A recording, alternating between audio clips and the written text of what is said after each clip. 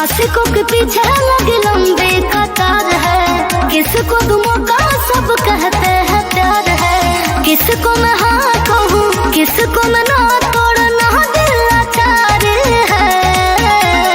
मेहनत तो जारी है, बोलो कब मेरा बारी है। हमरो सजनवा को लागेला भोला, चल बाजारे तो लावेला छोला। हाँ तो चाटो आहे पातरे बोलो मुँह में रस बड़ी होला।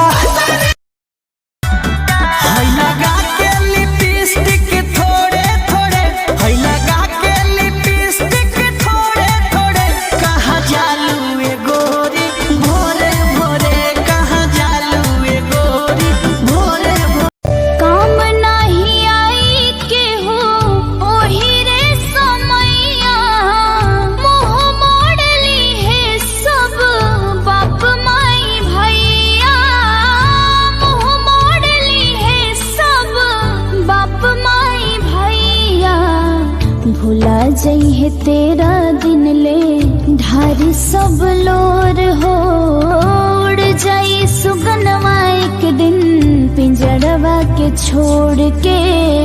उड़ जाई सुगनवा एक दिन पिंजड़वा के छोड़